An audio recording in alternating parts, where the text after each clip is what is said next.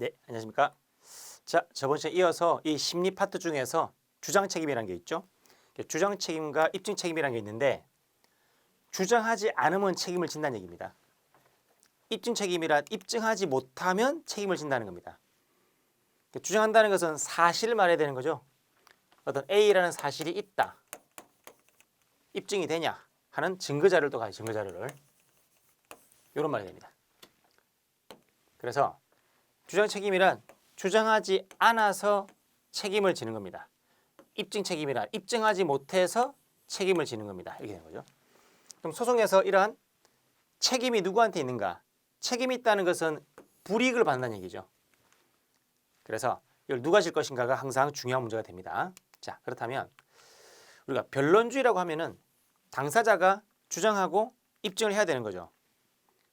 직권 탐지라는 것은 법원이 알아서 다 팩트를 정리해주고 그리고 증거를 찾아줍니다.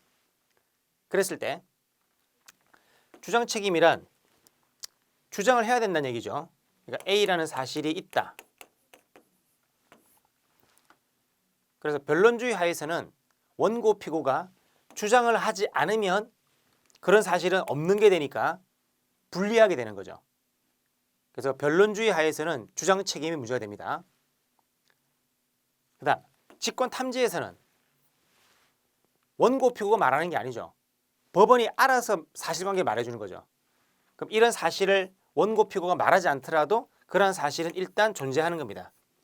그래서 원고 피고가 주장하지 않았다고 불리하게 되는 게 없죠. 법원이 알아서 해주니까. 그래서 주장 책임은 직권 탐지주의 하에서는 문제가 되지 않는 겁니다. 그다음 A 사실 입증할 수 있는 증거 자료가 있죠. X 증거. 이 증거를 가져오지 못하면 재판에서 불리하게 되죠. 그걸 누가 가져오느냐? 말한 사람이 가져와야 되죠. 주장한 사람이. 그래서 주장 책임의 분배와 입증 책임의 분배는 같이 간다 합니다. 같이 간다. 그걸 연동설이라고 하는데 그래서 A라는 사실을 말하고 그에 대한 증거를 가져오지 않으면 불리하게 되죠. 그래서 변론주의 하에서도 그 원고가 말한 사실에 대해서 증거를 가져오지 못하면 책임을 져야 됩니다. 즉 입증 책임이 있습니다. 직권 탐지주의 하에서는 주장하지 않았다고 불리하게 되는 건 없지만 법원이 알아서 해주니까 어쨌거나 입증이 안 되면 그걸 원고 피고가 하는 게 아니라 법원이 입증하는 거죠. 직권 탐지에서는. 하지만 법원도 입증을 하지 못하면 그럼 결국 누군가가 패소하게 돼 있죠. 그래서 주장하지 않아서 불리하게 되는 건 없지만 입증하지 못하면 불리하게 되는 건 있는 겁니다. 그래서 입증 책임은 변론주의건 직권 탐지주의건 모든 제도 하에서 다 있는 것이다. 그래서 주장 책임은 변론주의 하에서만 인정되는 겁니다. 그래서 이러한 주장 책임을 누구한테 분배할 것인가? 입증 책임과 같이 가는 것으로 보는 거죠. 그렇다면 입증 책임은 어떠한가? 법률 요건에 따라 분류한다는 겁니다. 즉 입증 책임 분배설이죠.